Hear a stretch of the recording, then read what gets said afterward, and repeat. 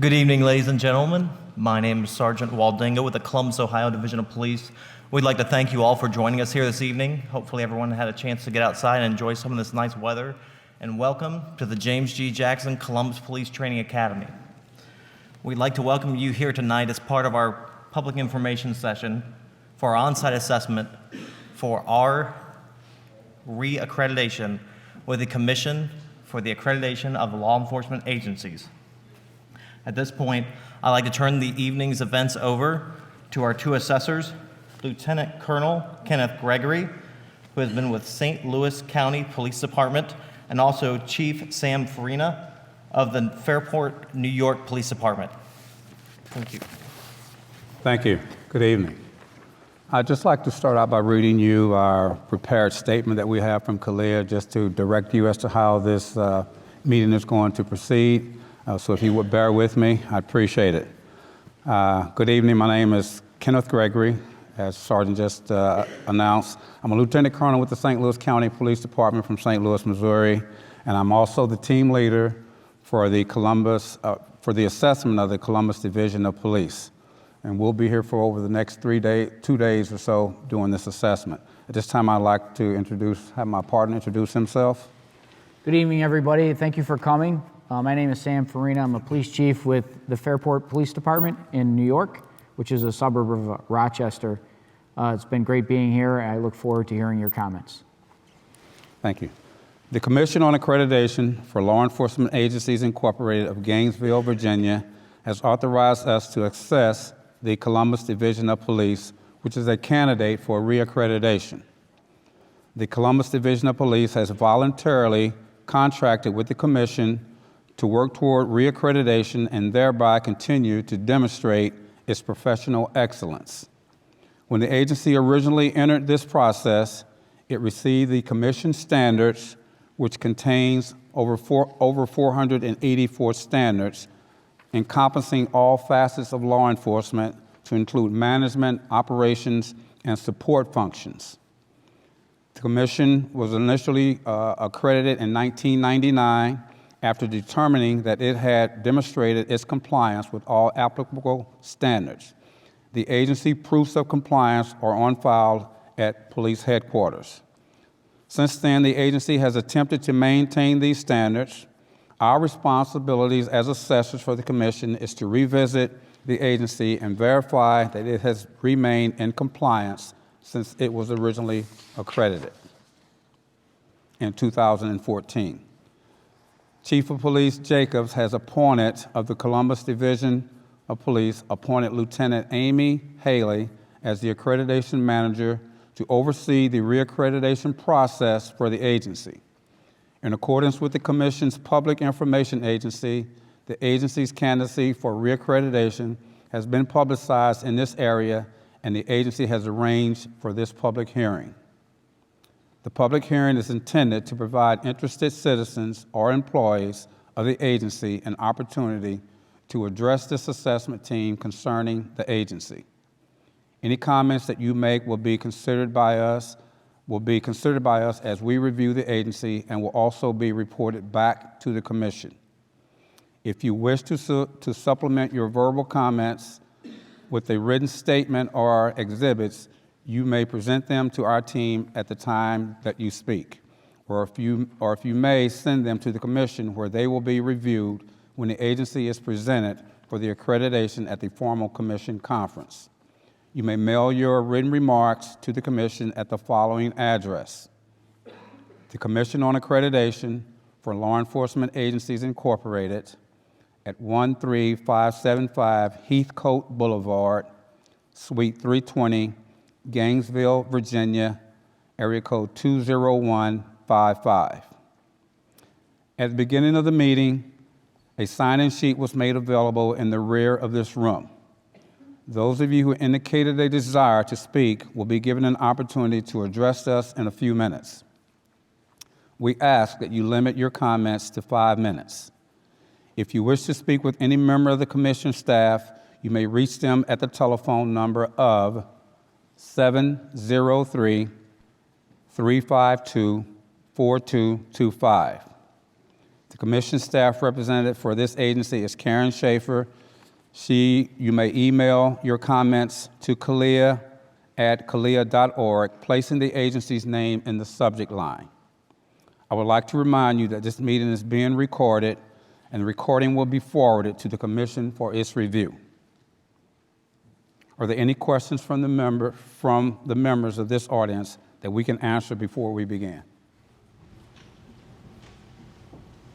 Thank you. We will start the interview process, and we'll call up Pam Weeken.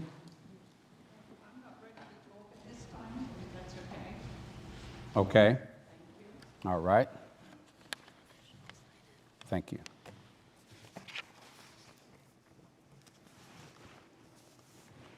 Next in line is a Kristen Porter. Hello. As you said, my name is Kristen Porter.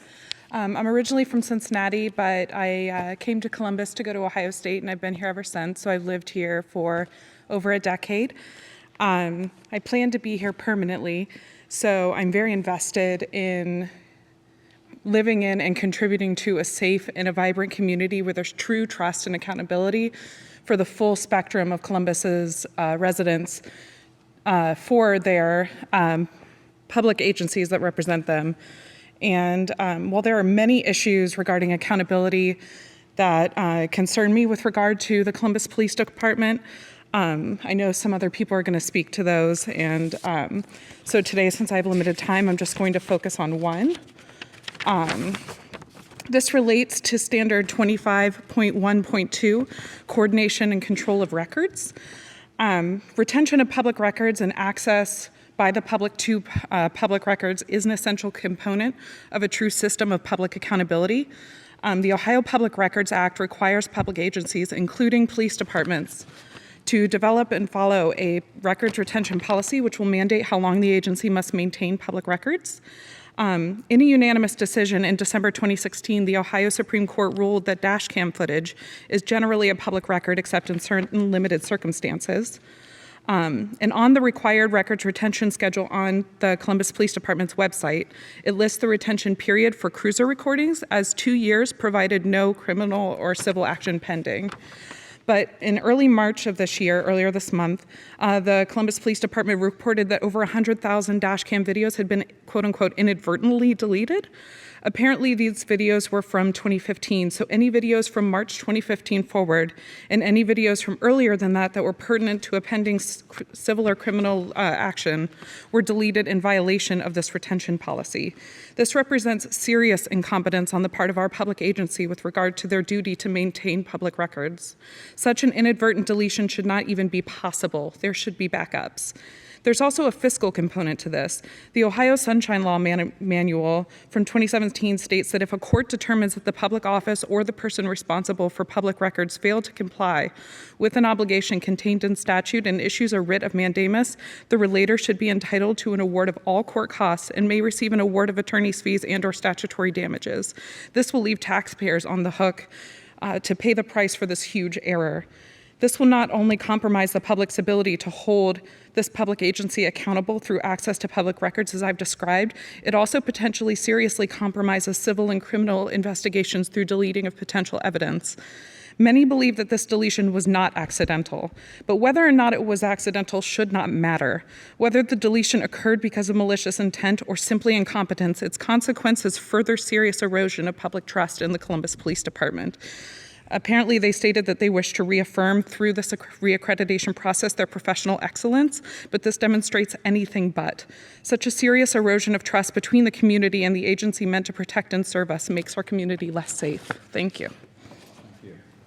We have talked with the chief about this issue. She's very much aware of it, and I know that they're working hard with the technology department to work on this issue, so I'm sure there will be some explanation further from the department. But thank you for your comments.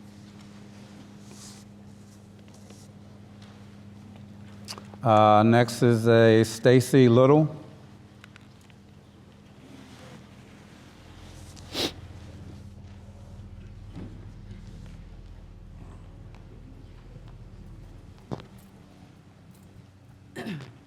Good evening. My name is Stacy Little, And I'm here on behalf of just being a resident of the city of Columbus and having concerns myself. I'm originally from Cleveland, Ohio, and I've been here since about 2012, early 2013. And one thing that I can say is that even though Columbus and Cleveland are similar in the things that have been going on as far as the violence that has been arising in communities, the one thing that has been an issue is community and police relationships. So as I'm looking at this brochure that you all handed out to us, you want us to talk about specific things. Well, number one, I want to talk about law enforcement role and authority.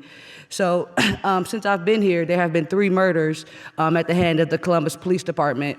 And all of those question the use of reasonable force, use of deadly force, warning shots, use of authorized lethal weapons, rendering aid after weapons, and reporting use of force, and bias-based profiling.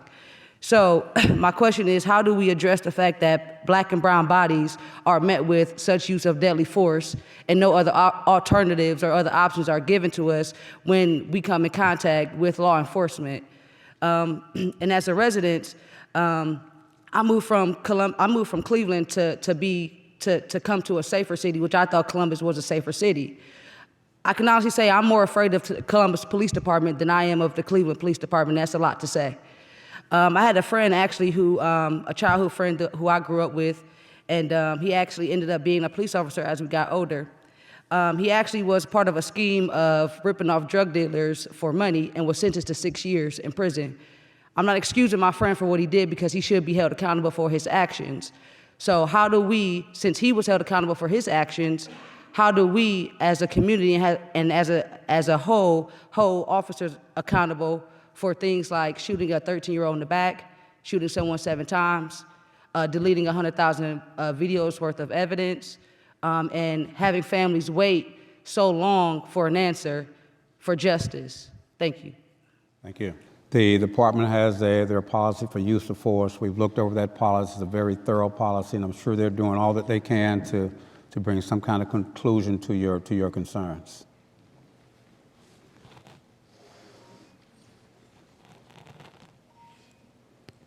Next is Tori Jacobs. Good evening, panel. I am a concerned citizen here of Columbus, and I do not think that Columbus Police Department is in compliance with several of the CALEA standards and should not be granted accreditation. Some of these standards that I do not believe the CPD is in compliance of is standard 1.36, reporting use of force. In the case of Jerron Thomas, who called for help for medical assistance on January 14th, we have conflicting police reports on what happened to Jerron Thomas. He later died of his injuries at the hands of Columbus Police.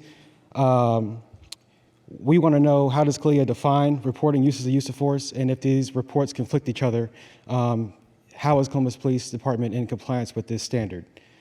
We also believe that, I also believe that Columbus Police is not in compliance with standards 1.38, which is removal of a line duty assignment.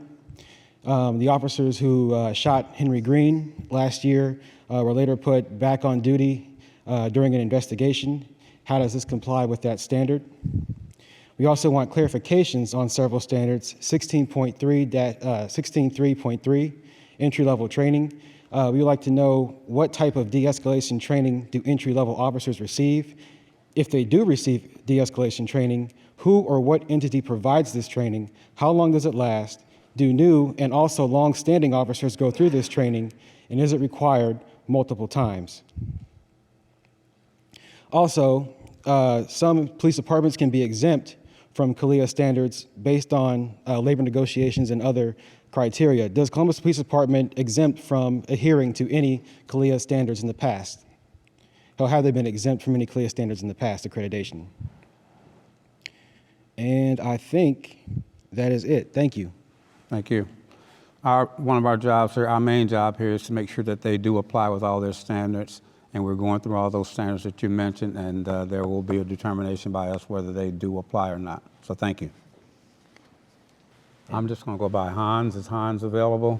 Can't make. Yes, come on forward. Hello, my name is Hana Abdurrahim, I'm originally a native of New York, and I have been, sorry. My name is Hannah Abdurrahim. I am a native of New York, but I have lived in Columbus for 3.5 years.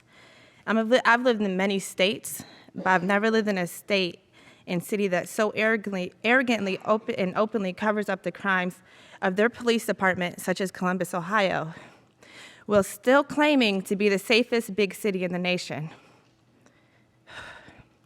A police department with corrupt leadership such as Kim Jacobs, whom has not only covered up for her officers in the deaths of Deontay Bell, Kwame Patrick, Henry Green, Tyre King, Jaquarius Robinson, and most recently, Jerron Thomas, but has also refused to condemn the aggressive policing tactics in not only patrolling black neighborhoods, which lead to the death of black civilians, but also targeting and attacking peaceful protesters with pepper spray at close range.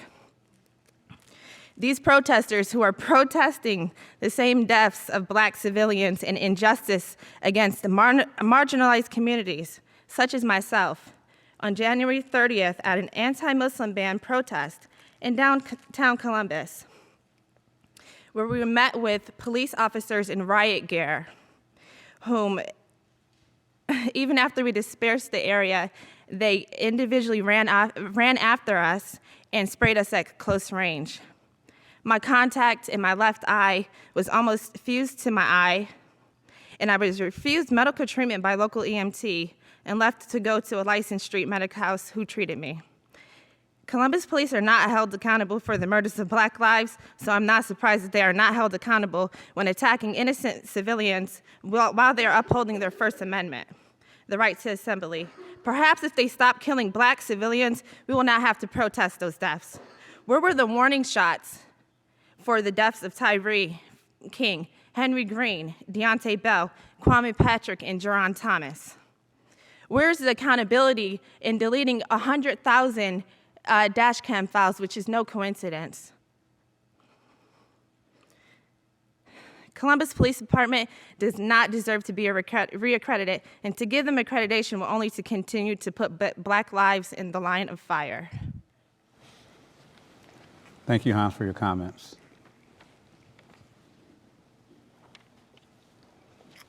Jasmine Ayers.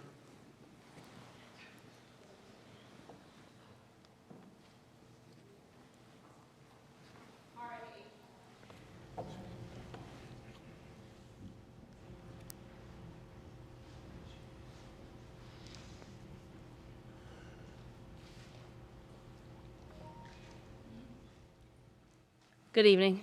Thank you for having us. My name is Jasmine Ayers. I am also a Columbus resident. I was born and raised here. I live on the north side of Columbus. And I am here to address the use of force standards 1.31, use of reasonable force. From 2004 to 2015, Columbus police have shot approximately 174 people, resulting in the death of around 50 individuals. Of the 174 shootings, 11 of them were deemed not within policy. Today, I would like to know if these 11 officers were reprimanded and if they're still employed with the Columbus Police Department, and what the race of the officers and the police suspects were, and I can name them. Timothy McClellan, 2013. Paul Feder, 2012. Anthony Sebastiano, 2012. Billy Camp Donovan, 2012. Danny Harper, 2010. Robert Alther, 2008. Christopher Boyle, 2008. Michael Voris, 2008. Mark Smith, 2004. Lori Carney, 2004. Shane Keekley, 2004. And I can also provide a list for you after this. And I would just like to close by saying, my boyfriend is a police officer in North Carolina. My cousin is a police officer in Cincinnati. I've recently been doing ride-alongs with Columbus police officers trying to develop better relationships. And most of my experiences with Columbus police have been favorable. But it is clear that there are a significant portion of police officers in Columbus that are in violation of these codes, and it's resulting in the death of our citizens and the people that I care about. Thank you for your comments. We appreciate it.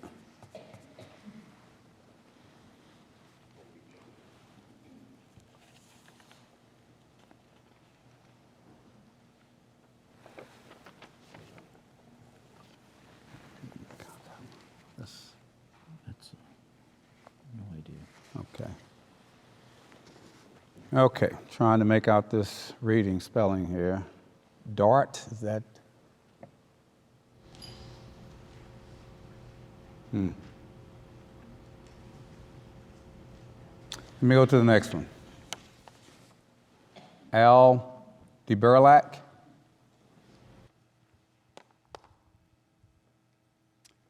My name is Alan Debelak. I'm a retired Lutheran pastor from Redeemer Lutheran Church on the east side of Columbus. I live presently, and I've worked in Precinct 9 since I've been in Columbus. Thank you for your time tonight. I'd like to address myself to 33.6 specialized in-service training, 41.2.7 mental illness. When someone lives within the broad spectrum of mental illness, life can become a wilderness in which the day-to-day can turn from making sense and being at ease to being confusing and full of fear and trembling. There have been times when I've needed to call the police because someone suffering from mental illness was in our church building, and we were having little success in resolving the situation and making sure the guest in our building did not become violent. I have witnessed the presence of police officers who knew the landscape of mental illness. The manner in which they presented themselves and addressed the people in the situation were filled with compassion, finely tuned listening skills, a temperament to respond rather than to react, the knowledge of when to use force and when not to, the ability to deal with a threat at hand when entering into a potentially combative part of the intervention. When the officers displayed such training, it was dramatic in the sense that an individual wounded by mental illness was not engaged as an outlaw or treated as less than human. It was healing in the sense that though we were within the realm of police uniforms and weapons, which can often be anxiety-producing for folks, the officers also had with them the skill set that placed them in a position to take care of the crisis moment and turn it into a moment of resolution, respect, and responsible treatment. It was courageous in the sense that the officers entered into the space of someone dealing with mental illness, and they must, in essence, risk being vulnerable enough to be trusted and available enough to step in to protect all parties at hand. It was miraculous, and I do not use that word lightly. I find these kinds of incidents to be an example of good community policing that can become the foundation of positive community relations. Let me go another direction. In January of this year, Duran Thomas, who suffered from schizophrenia, called 911, and he called for help for himself. No one was calling about him, about something he was doing or something he was threatening to do to someone. This is what the dispatch recorded. He said, "I keep hearing those voices. I feel like I'm going to get shot, and I'm really paranoid because I was high, and it feels like I'm going to die or something." The police that responded to the scene heard sounds like he was falling in the house. When Thomas opened the door, he ran out of the door, then was violently rolling around and sporadically contorting his body. The officers tried to subdue him. Thomas became combative. Officers struck him until they were able to take him into custody. When medics arrived, he had lost consciousness. On the way to the hospital, his heart stopped. He was stabilized. He died days later. It appears there is disagreement about his injuries, and the cause of death is pending. I've offered up 2 incidences involving mentally ill citizens, 2 very different results. Both held the possibility of a creative resolution. Both held the possibility of disorder, destruction, and death. Both held the possibility of responses informed by adequate training in regard to people suffering from the many manifestations of mental illness. It's my understanding that the Columbus Police Department does not mandate crisis intervention training, which seems to be the kind of training that's needed by all police forces to deal with the many folks who are mentally ill and suffer from that in their lives. It sounds to me as though such training is a kind of tool needed to implement good community policing. Without it, our officers enter into situations poorly equipped to engage in and fulfill this part of the department's mission statement. We are in service with the purpose to protect, with the passion to preserve, and with the utmost pride in our performance. Without such training, the community is not being served by the best trained division of police. Jerron Thomas called for help. Jerron Thomas was able to share information. That was a red flag waving in the air. Jerron Thomas' actions matched his call for help. The fact is, he was calling for help, both from himself and for himself. It appears as though he was not met by officers who had been trained to respond to someone suffering from mental illness, even though his call was laced with evidence that would have set up a situation so that could have been resolved quite differently, and a family would today be whole. I would recommend the Columbus Police Department implement CIT and do it soon. Thank you. Thank you. Appreciate it.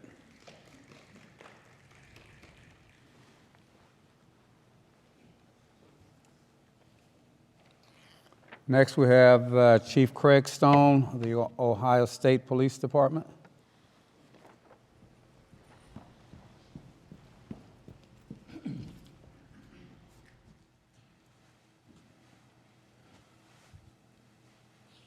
Good evening, Lieutenant Colonel and Chief. Good evening. My name is Craig Stone. Not only am I the chief at The Ohio State University Police Division, I'm also a CALEA Team Lead Assessor. So I can cover a lot of subjects to explain how Columbus Police should be reaccredited. Number one, we have 56,000 students on Columbus campus. Daytime population, 100,000. Game day, add another 150,000. And we have over 3 million visitors each year on campus. I only have 52 officers.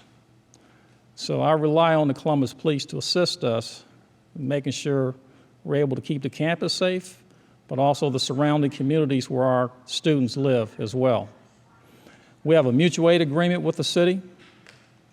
They've been very proactive in assisting us on a regular basis. Work with Deputy Chief Tom Quinlan on a regular basis, having meetings with students on campus, addressing crime trends, any type of problems. Chief Jacobs is very proactive in hosting town hall meetings all over the city, being transparent. Also, she's been involved with dialogues on campus with the undergraduate student government and the Black Student Association. The last one was so popular, the students want to have another one that's going to be held in April. Also, we've had a critical incident on campus in 2015. Another critical incident in 2016, and the response and the actions of the Columbus Police assisted us in getting those critical incidents resolved in a very effective and efficient manner.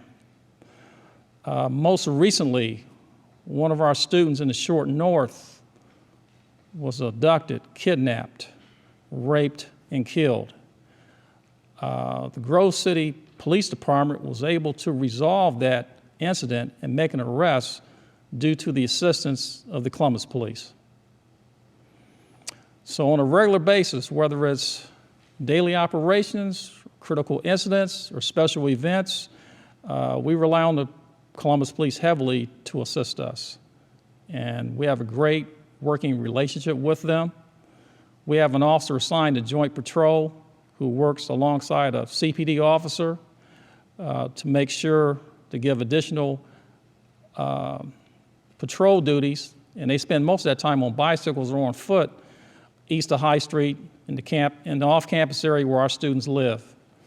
In addition, we have a crime interdiction project in which additional Columbus police officers and OSU officers patrol either in plain clothes or uniform the outside areas. Currently, I have 3 officers in the CPD recruit class, and I've sent a host of officers, I believe 22 of them, certified at the CPD bike school. So the training academy is recognized across the country, and the department is recognized across the country, being a leader in professional best practices. So I recommend them for reaccreditation. Thank you very much. Thank you, sir. We appreciate it.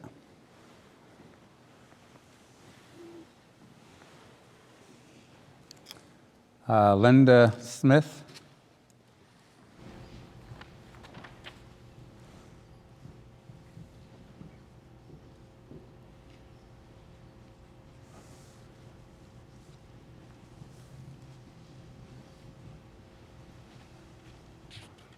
Hello.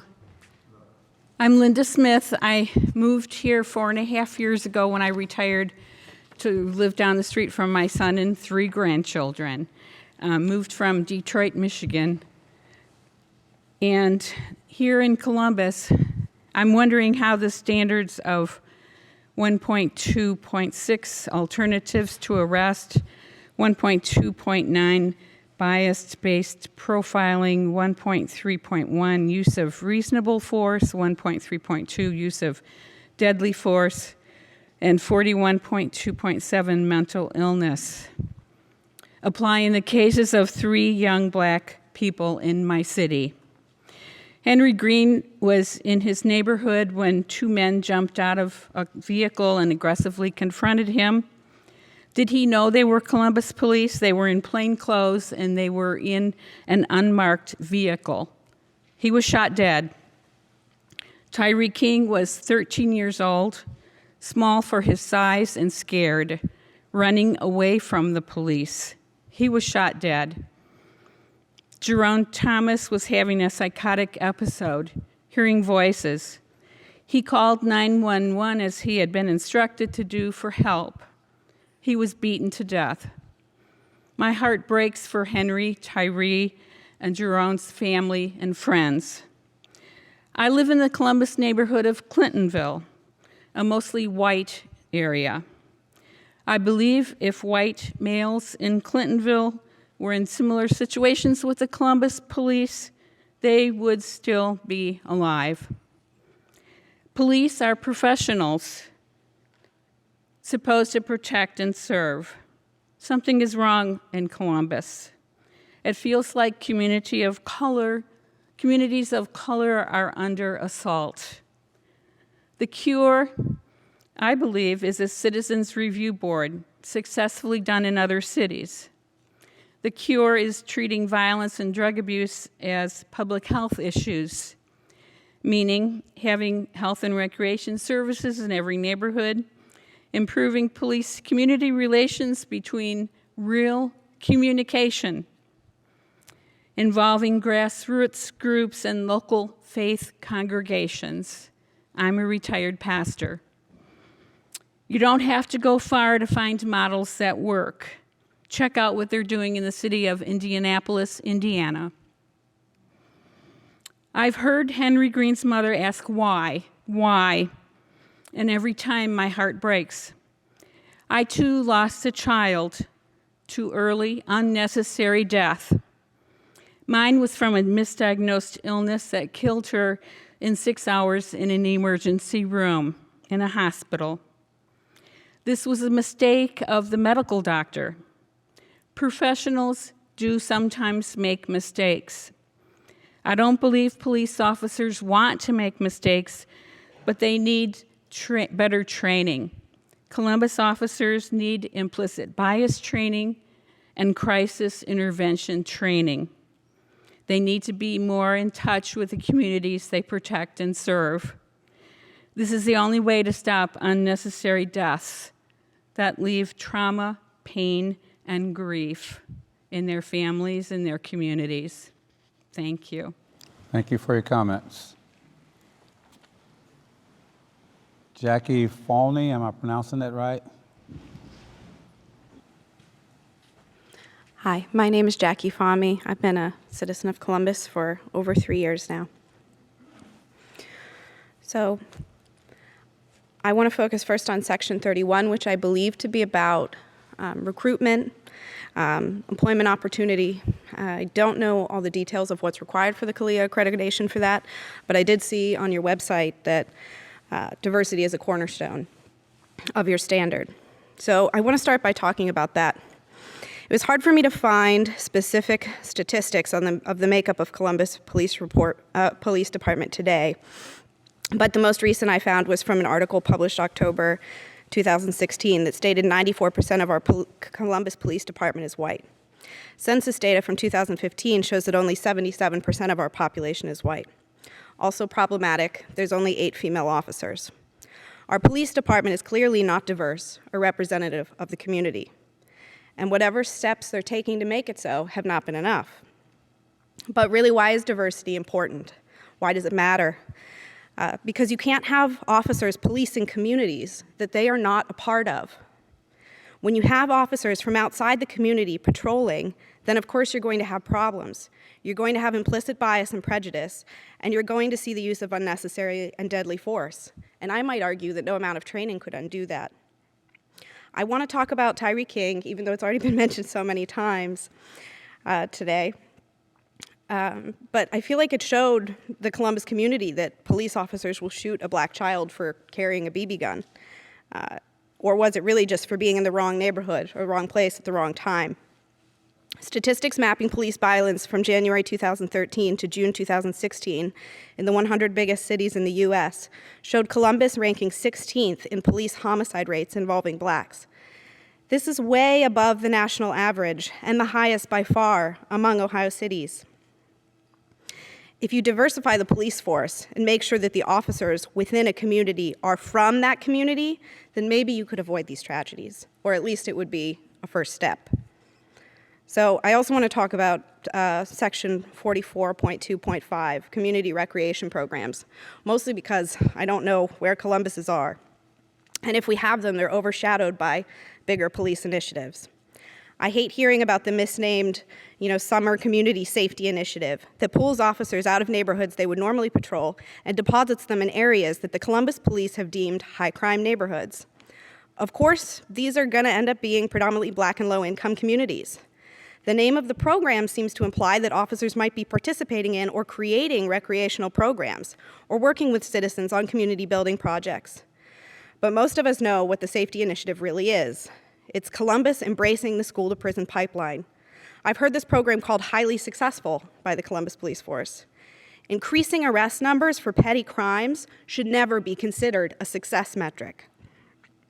I want to see that $750K that the police department spent on the safety initiative last year spent this summer on the future of children in those neighborhoods, on community building and diversion programs. We should be building our community up instead of tearing it down. Thanks. Thank you for your comments. Tabitha Woodruff. Good evening, and thank you for taking the time to come and visit us here in Columbus to review our police department. My name is Tabitha Woodruff, and I live in the 43212 area of Columbus, just a couple miles from here, and I've been a resident of Columbus since 2008. I'm a practicing attorney. I practice elder law and special needs law here in the Columbus community 2015 through 16, and I've practiced family law since November of last year.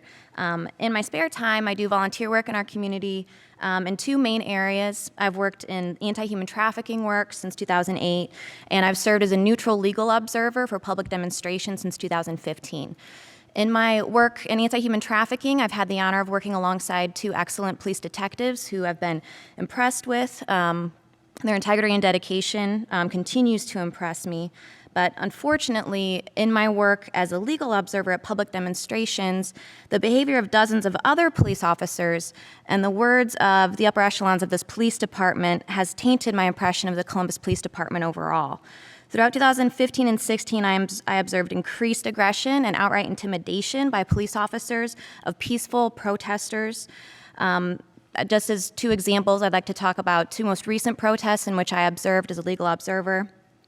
One was on January 30th, which was in response to the Columbus City Council issuing a statement in response to executive orders on immigration. Columbus City Council issued a statement in support of immigrant communities, and a number of community members, faith leaders, parents with their small children, and students gathered at the State House to celebrate this statement by Columbus leadership. I left early, assuming there's no possible way the police department could react aggressively to this peaceful and joyful protest. Unfortunately, I returned within a couple couple hours upon reports that they had deployed tear gas on the peaceful protesters. When I arrived back on the scene, it was between High Street and State Street, that particular intersection. The intersection was still blocked by a number of police cars and police officers in riot gear loading up their tear gas tanks. Apparently, they had deployed tear gas under the, saying that they were hoping to clear up the intersection that they then blocked with their police cars and equipment for long after the protesters had cleared. From the videos and the photos that I gathered afterwards from other legal observers, I found that they had begun spraying the peaceful protesters with tear gas shortly after the students began a prayer in the intersection of High and State Street. There were no criminal charges that night. There was no property damage, and the videos and photographs that I observed, though I'm not a civil rights attorney in any position to file any sort of legal action, by my opinion, do in fact give those particular protesters, who I have a list of those particular protesters, plenty to found a legal action against this police department on. At another more recent protest in February, it was a sunny Saturday afternoon, February 18th. The family members of Jerome Thomas, who you've heard about earlier, as well as his friends and neighbors, gathered at the police station and then ended their march at Battelle Park, which is really close to the police station. As they were singing and playing guitar and praying, a Columbus Police Department sniper watched us from a nearby rooftop. It's now become a common sight at all of our protests, even the most peaceful protests, that they have a sniper nearby on the roof. I've observed him up close once he comes down and gets into his van with his heavy artillery and equipment. And my impression at this point is this is outright intimidation of peaceful protesters raising legitimate concerns about public issues and exercising constitutional rights that I believe are integral to our democracy. It's caused me shame that my community is behaving this way, that my tax dollars are being spent this way in my police department, and I believe this goes to some of the CALEA high standards that you hold for police departments regarding use of force, accountability, and training. A use of force policy is little more than artful, flowery language on a piece of paper if it's not responded to with proper, condemnation of such actions. Our police chief has responded to these incidents by condoning the behavior and then allowing it to continue. So those are my primary concerns, and I'm available to assist with any photographs or videos that I've collected as a legal observer if that might be useful to you. Thank you, ma'am. We appreciate it. Thank you. I got one last person here, and again, I'm going to try to make out this name. Maybe if I gave you an address of something South Bresler Avenue, that you? Okay. My name is Dan Downing. I'm a resident of the city of Columbus. I'm president of a nonprofit organization called Friends of the Hilltop. We're an environmental steward organization for several of the jurisdictions in central Ohio. I'm here tonight, as I have in a couple of these previous meetings of this type, to talk about a lack of specific environmental enforcement within the Columbus Police Department. Several of the major cities of the size of Columbus have as many as 30 officers who are dedicated to a full-time effort in handling environmental crime issues. We treat environmental crimes in Columbus as code enforcement violations. We have ordinances, we have state laws which are not being ignored, but they're not attended to. We pick up thousands of tons of trash. Just this weekend, we had an event citywide, and several hundred tons of trash were picked up in one day. We collected in one day 1,137 illegally dumped tires on the hilltop alone. Nobody was prosecuted for this, and we knew of at least 15 of the people who had done that. But since there was no witnesses to the direct violation, there was no prosecution. In other cities, it's handled differently. Cincinnati handles it differently. Cleveland, Indianapolis, even Springfield, Ohio handles it differently. They have 3 officers for that little city. I'm advocating that the city of Columbus move into the new century of what we're dealing with and advocate with us to help us do our job better by putting in place a full-time environmental division in the Columbus Police Department that deals with environmental crime. And there's plenty of it out here. Some of it is environmental/social crime, which entails some of the drug and opiate problems we have. But the result is we have an abhorrently bad behaved group of people who trash our neighborhoods, who destroy property, who take abandoned homes and strip them down to nothing. But we deal with this through code enforcement. This is not right, and we need to deal with it differently. So I'm here tonight to say, first of all, that the responsibility that we have with the Columbus Police to do a good job is a very good relationship. And I'm not here to disparage the Columbus Police and the job they do for the Friends of the Hilltop. But I would like to have an environmental division that we could directly work with so that we could prosecute a lot of these, and some of these are very heinous acts, dumping toxic materials.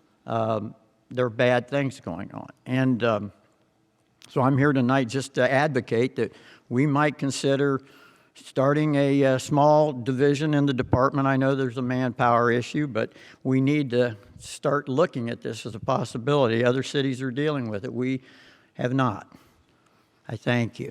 Thank you, sir, for your comments. We appreciate it. And I look at the last one on our list is a Miss Judy Clapper. Judy Clapper. Judy Clapper. Okay, good enough. Thank you for the help. Appreciate it. I have 5 minutes, correct? I'm sorry. I have 5 minutes. Yes, ma'am.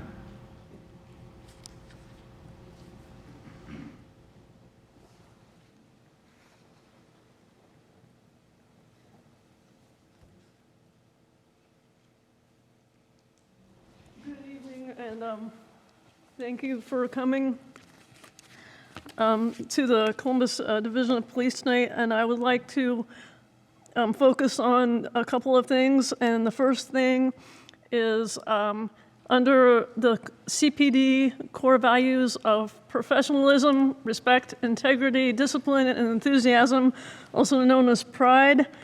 I would like to read the CPD core value about integrity. And this is taken from the Columbus Division of Police directives, which are on Google online for anyone in the public to access. I used Google for all of my research for CALEA and for the Columbus Division of Police.